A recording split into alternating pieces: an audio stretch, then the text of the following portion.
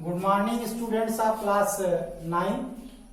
बेटा आज हम बायोलॉजी में आप भाग 3 जो कोसा से रिलेटेड चैप्टर है उसके विषय में बात करेंगे, उससे बताएंगे उसके विषय में। आप इसके पहले कोशिका को किसने खोजा इस बात को जान लिया, जिसका एक उत्तर आप देते थे रॉबर्ट हुक। दूसरी बात आपने यह भी जाना जीवित कोशिका को किसने खोजा, आपने कहा एंटोनी वैन लीवेनहॉर्न। तीसरी बात आपने यह कहा कोशिका शब्द का प्रयोग किसने किया, तो उसके लिए भी आपने रॉबर्ट हुक ही शब्द दिया क्योंकि उन्हीं ने सबसे पहले। बेटा साइंस की वह ब्रांच जिसमें हम कोशिका का अध्ययन करते हैं, सेल का अध्ययन करते हैं, उसे साइटोलॉजी कहते हैं, कोशा विज्ञान के नाम से जाना जाता है। यह जो साइटोलॉजी है इसके फाउंडर भी आपके रॉबर्ट हुक ही है, इसके फादर भी रॉबर्ट हुक है, ये भी आप जानिए। एक थियरी होती है कोशिका सिद्धांत, जिसे आपका 1839 में आपका जो कोशिका सिद्धांत था वो 1938 में कोशा सिद्धांत प्रस्तुत किया गया। कोशा सिद्धांत प्रस्तुत किया गया जिसे स्लाइडेन और स्वान ने दिए। इस कोशा सिद्धांत के अनुसार पहली बात यह है कि कोई भी जीवधारी जो है वह आपका किससे मिलकर के बना हुआ है, वह सब सेल से मिलकर के बने हैं, कोशिका से मिलकर के बने हुए हैं। कोशिका, दूसरी बात यह है कोशिका किसी भी जीवधारी की संरचनात्मक और क्रियात्मक इकाई होती है।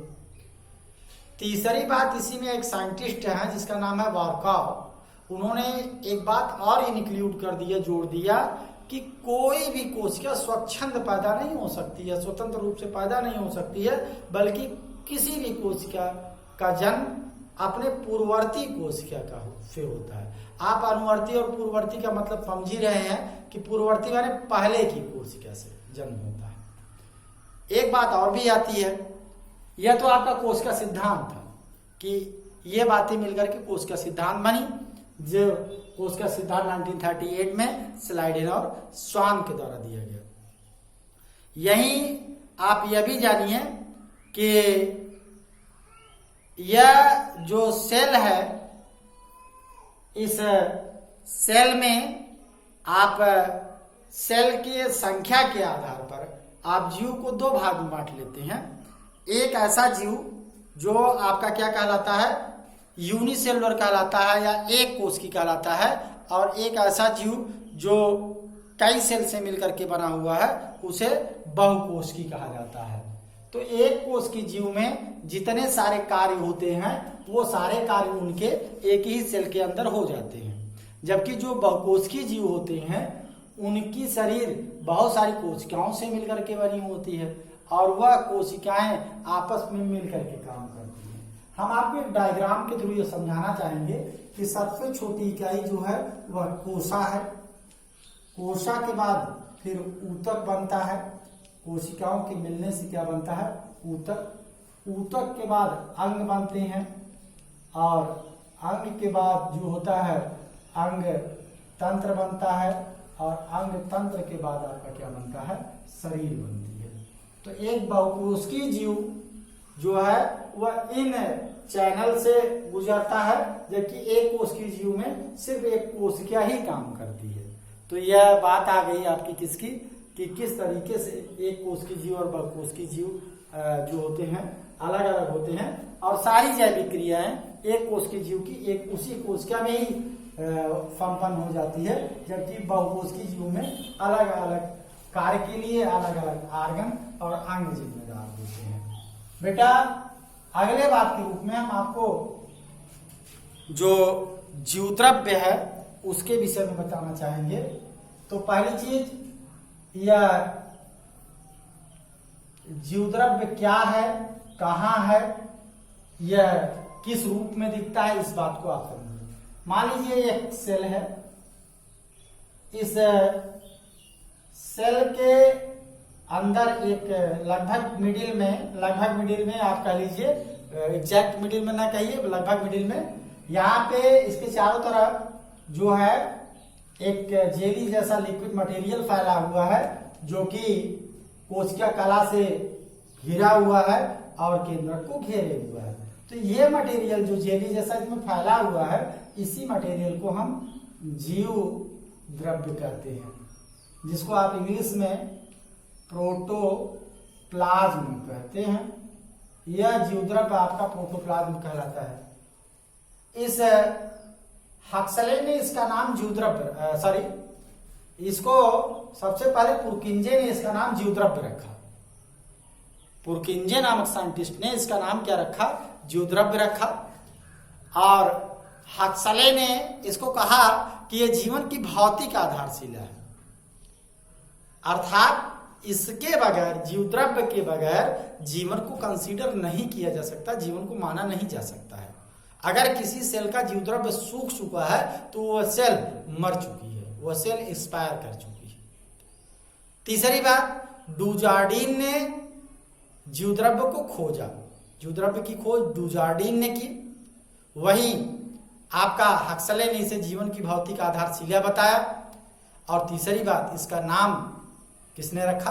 पुरकिंजे ने रखा कि यह जीव द्रव्य है।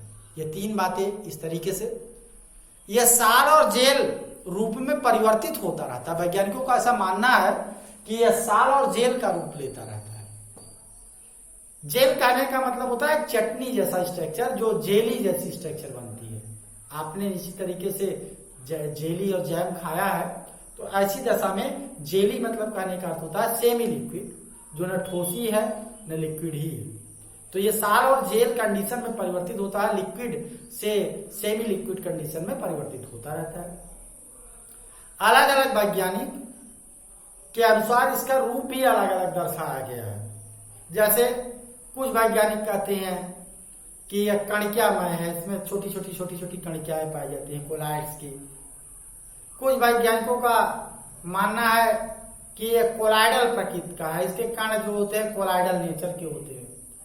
कुछ एल्वेलर कहते हैं, इसमें वायु कोष्ठक पाए जाते हैं, असंख्य वायु कोष्ठक पाए जाते हैं, कुछ वैज्ञानिक ऐसा कहते हैं। कुछ वैज्ञानिक इसे रेटिकुलेट टाइप का कहते हैं, जालिकावत कहते हैं, जाल उसमें सब बना होता है, जालिकावत कहते हैं। कुछ वैज्ञानिकों का कहना है कि यह तंतुवत है, इसमें धागे जैसी संरचना पाई जाती है। तो इस तरीके से तमाम प्रोटीन इत्यादि जो उसमें धागे बनाते हैं। तो अलग अलग वैज्ञानिकों का जो अलग अलग मत है इस बात के लेकर के जीव द्रव्य की स्ट्रक्चर के विषय में। फिलहाल इसका एग्जैक्ट स्ट्रक्चर कोई नहीं बता पा सकता है, इसका एग्जैक्ट कंपोजिशन कोई नहीं बता पाता है, क्योंकि जैसे ही आप सेल मेम्ब्रेन को ब्रेक करते हैं, तोड़ते हैं, ये क्या करता है, जैसे जीव द्रव्य बाहर आता है तुरंत एक्सपायर कर जाता है, डेड कर जाता है। इसलिए इसके एग्जैक्ट स्ट्रक्चर को हम बता नहीं पाते हैं। बेटा अगली बात के रूप में हम ये बताएंगे कि ये सेल के चारों तरफ जो एक दीवार है, इस दीवार को आप क्या बोलते हैं? सेल मेम्ब्रेन बोलते हैं। इसे आप क्या कहेंगे? कोशा कला कहते हैं। यह कोशा कला जो होती है, ये दो प्रकार की होती है।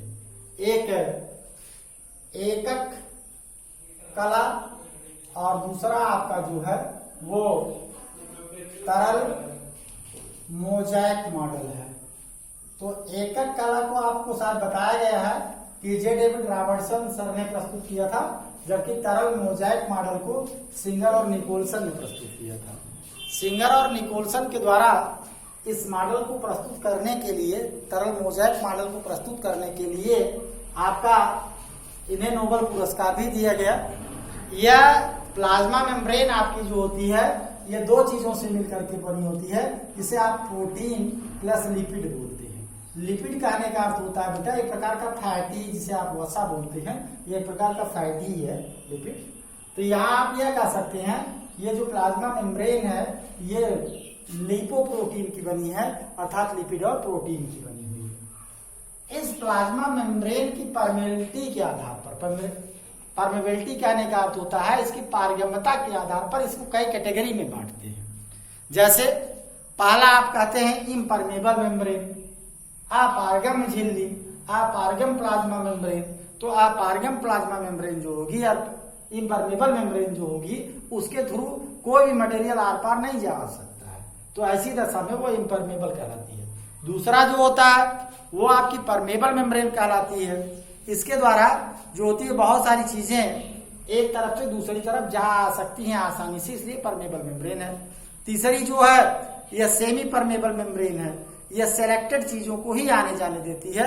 इसके द्वारा केवल solvent molecule, semi permeable membrane allow the only movement of solid molecule but check the other type of molecule solute molecule.